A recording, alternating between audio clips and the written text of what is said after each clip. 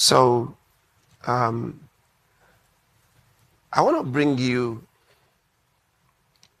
a documentary on a subject that I've referred to a couple of times before and warned God's people about.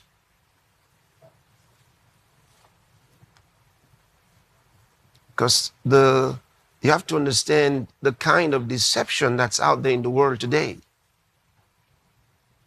These things come in different forms. They're disguised in different ways. And it's all about getting your attention in the direction of Satan's agenda.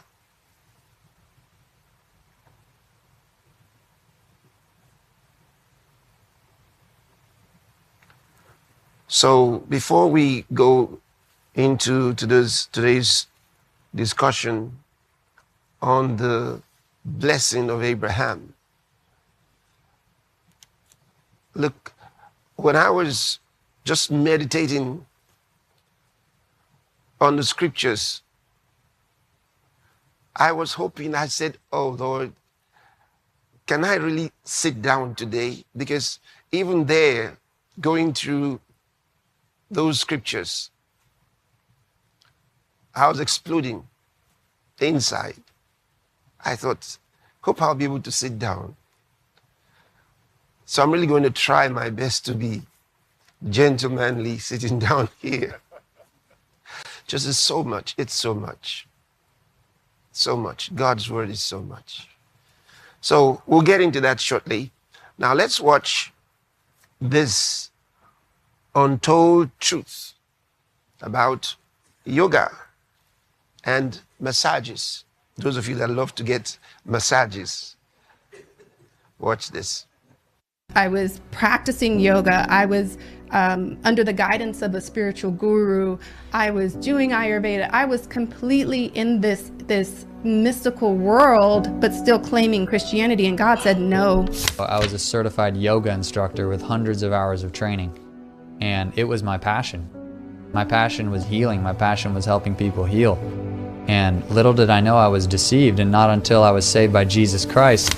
Our world has been deceived for so long, for many years.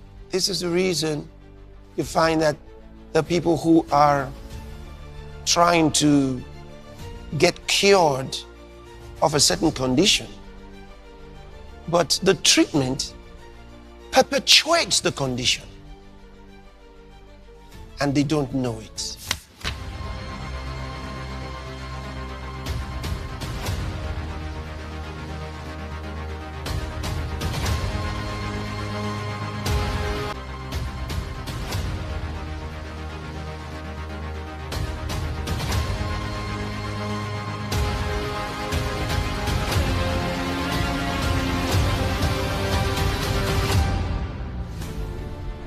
Throughout history, the world has been misled through various strategies and practices in the pursuit of good health and a better livelihood.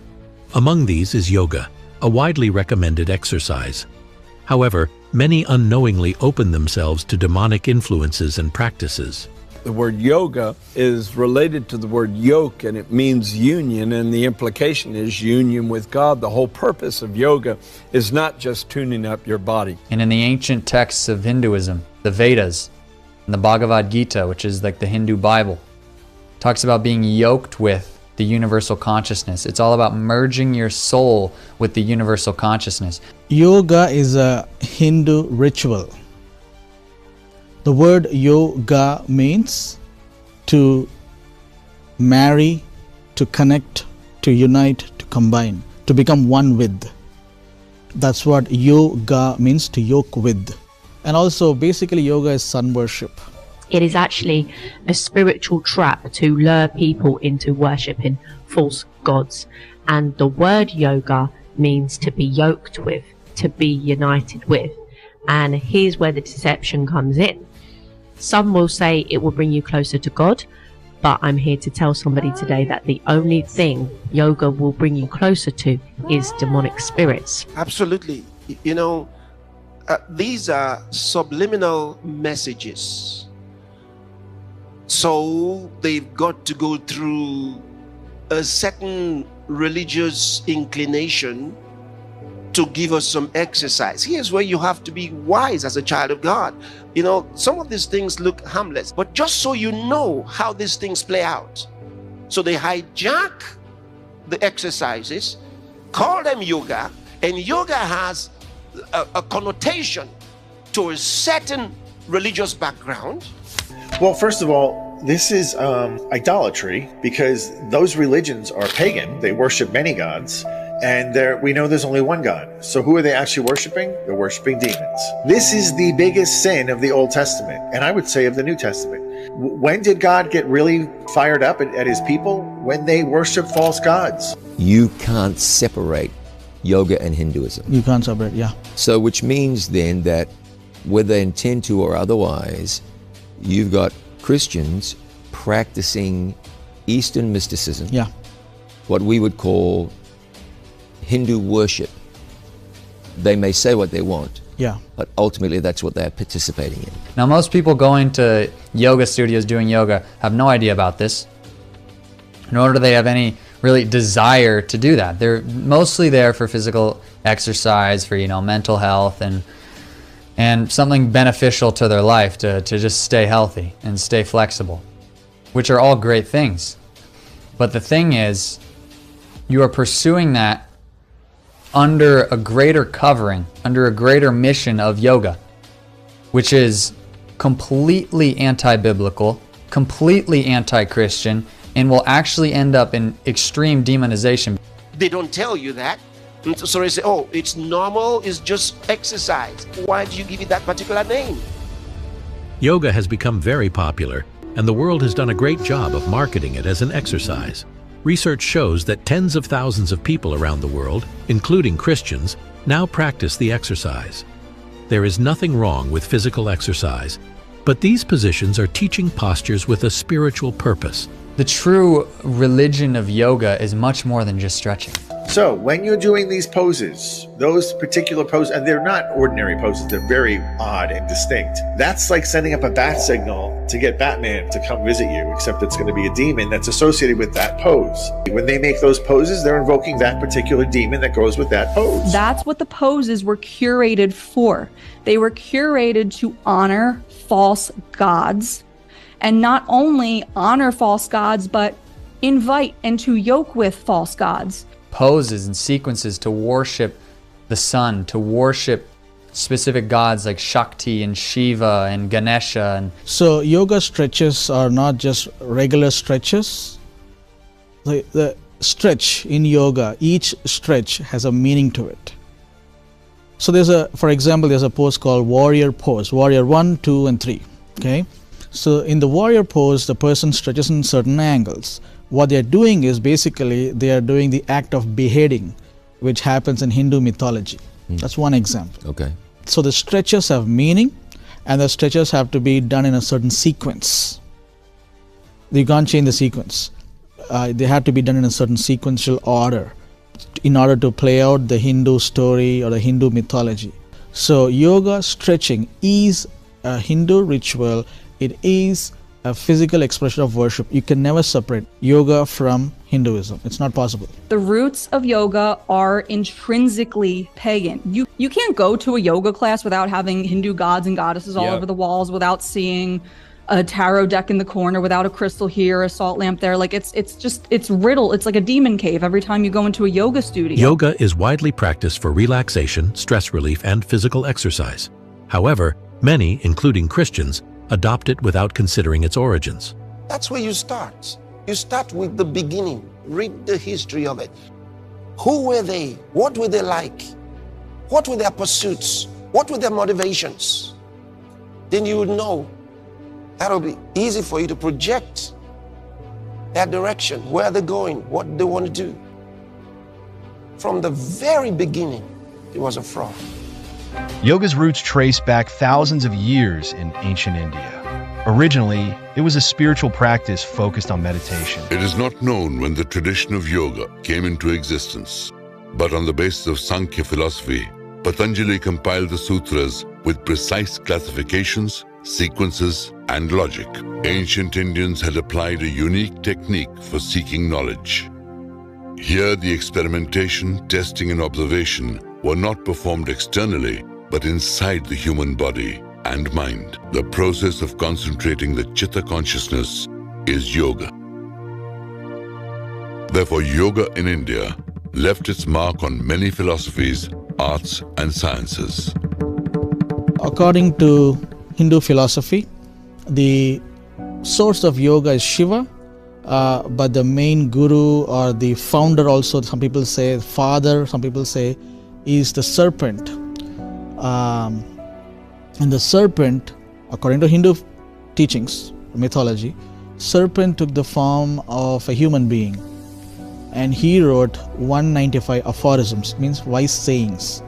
So all of yoga will fit into that 195 wise sayings that supposedly this wise serpent wrote, and that is the foundation of all yoga practice. So if I'm a Christian and I'm reciting, let's say, Psalm 23 or Psalm 91, and I keep doing yoga stretches, then the stretches, I'm attributing it to serpent and the source Shiva. So it's got to have some root from somewhere. Then the next thing you know is you are having to say some words that you don't even know the meaning. You have to recite those words. Now you're talking to demons and you don't know. And there's a lot of people right now being demonized doing Christian yoga, having yoga at the church. And like I had a pastor one time like, why are you talking about yoga? We have yoga at the church. And I'm like, dude, if you're having yoga classes at your church, you need to shut down your church. You are literally opening up a demonic portal, a demonic realm. So in our world today, we have to pray. See, I've told you what Satan does is he takes the good intentions of men and he forms evil things out of them, takes advantage of them and lures them into evil. And Jesus called Satan a murderer. Doctors now recommend yoga to their patients, and the United Nations has even introduced it to children in schools and colleges. On social media, over 60 million daily posts are related to yoga. In 2024, over 41 million yoga studio businesses existed in the United States, according to market research. Well, yoga promises the ability to be able to penetrate the spiritual worlds and to experience them. And so that was the attractiveness of it to me. Yeah. I wanted to know who I was, why I was alive, and most importantly, what the future held for me. You know, I want to have some level of peace of mind. You know, if work is so busy, things are so stressful, because that's what yoga is being marketed as, sort of a health supplement to your lifestyle. You know, sort of a healing, you know, modality to help you be more productive, to help you have better peace of mind, have better joy and happiness in life. You should not be seeking those things from yoga. You should seek them from Jesus Christ. Meanwhile, many unsuspecting Christians have fallen prey to this deception, experiencing not only physical decline, but also mental health disturbances. No one ever told me that I was participating in mysticism. I never got that option to say, yes, I'm in, or no, I'm good. Right. And there were many times on that yoga mat where I was shaking with euphoria, or I was sobbing, like, you know, and now I know I was manifesting, like I'm sobbing on the yoga mat and I'm like, oh, I'm releasing, this is my release. But nothing was actually being released. It was just a demon manifesting. This is me at the monkey temple after the priest took me into a back room and blessed me. One of the yoga nidra classes is one of the meditations, and she's using a tuning fork on my forehead to open up my third eye. Why do you pay someone to kill you? You know, you pay them to do all this stuff to you. It's amazing how we believe some stuff. I literally had to stop and look at everything and dig deep, because everything that I thought was bringing me peace had led me to just severe anxiety, no sense of peace, dysregulated, I wouldn't say deities, but I would say demons in my home, apparitions, spiritual harassment, spiritual attacks, involuntary kundalini. I ended up in the ER. One attack dropped me down, and whatever spirit was banging my head on the floor, like for what felt like 2 minutes. And I could hear my husband saying, "What's wrong? What happened?" screaming. But I could hear. Are you actually hitting your head on the floor? I could hear him, but I couldn't. I was taken So was over it by like the possession? spirit. Yeah, I was taken over by a spirit. Remember what he says, my people are destroyed for the lack of knowledge. My people, God said so. He says, my people are destroyed for the lack of knowledge. Yoga is not just the only trap created to lure people into the worship of false gods and cause damage to people. There are other deceptive practices, and one of these includes the spa and massages. You got a pain, it's a massage it. No! You worsen it. Don't let anybody fool you with those spas and massages. Don't let them fool you. That is dangerous to health. A lot of people don't know where their pains came from. All the massaging they did to your neck and your hands and your feet and your back and all of that, tearing of the muscles, a lot of impact. Not good for you. Not good for you. At the moment, you feel it. It's like it's nice. At the moment. Ask any doctor who knows real science. He'll tell you that what I just told you is true. We're talking about massages. They feel great when you're getting them, but do they work? And most importantly, are they really good for you? Everybody's going to get some relief in stress reduction and in pain relief, of course. Dr. Shane McGee, a doctor of internal medicine at the Kelsey-Seybold Clinic, says the biggest benefits are for stress relief and pain control. Massage therapy reduces inflammation to the body, helping to control pain. But Dr. McGee says that is short-lived. We see a change in hormones. Your body produces different hormones in response to massage. We see blood flow, which is probably the most obvious one, I guess, when you're hammering out a muscle or a knot. Massage really helps in the short-term pain for sure. Chronic pain, it can help. If you have an infection, whether it be skin or in general, you should probably stay away. If you have this, all of a sudden, this acute pain which came up out of nowhere, that's not going to be the type of pain massage is really good for. Some side effects? Injuries. The most common injury is bruising from massages. Also, fractures. Those can occur in the ribs. Dr. McGee says if you have any bleeding disorders or vascular issues, massages can be dangerous. And if you're pregnant, it could cause women to miscarry. No more massage. Give yourself the next few weeks without any massage. Those massages are the storehouse of the pain. Maybe you enjoy it. Yeah, but it's dangerous to your health. That's the problem. If it had no dangers and you just enjoyed the feeling, there'll be no problem. I mean, who wants to take away from you something you're enjoying so much? But the truth is, it's damaging your body.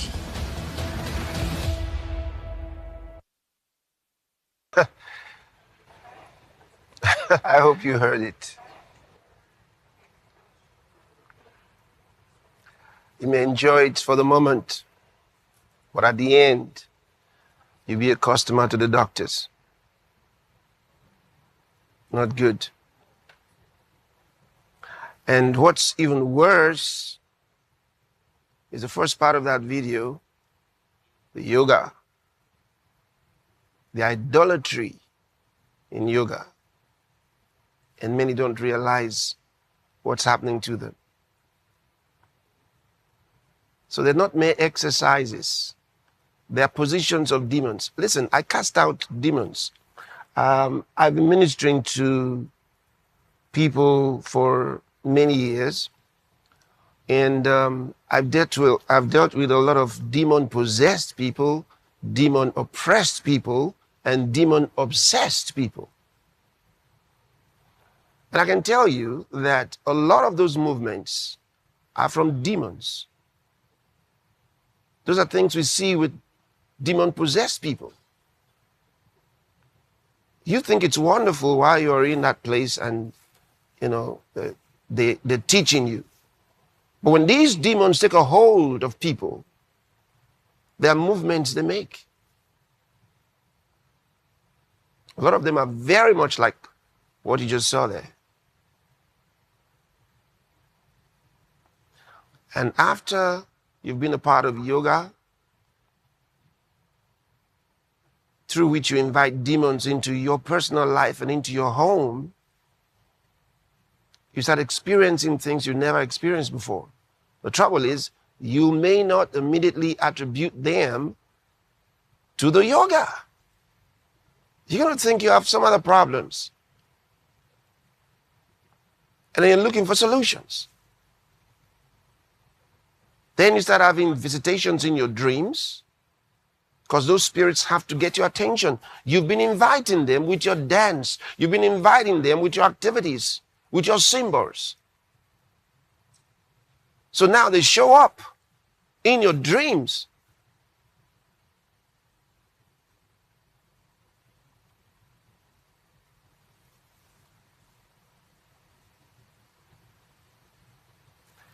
You have to be careful. The matter is not ended. I will discuss it further on some other occasion. Yes, sir. Until you stop doing it. Yes, sir. Yes, sir. Praise God. Wow. So let's go into today's subject. I'm going to read to you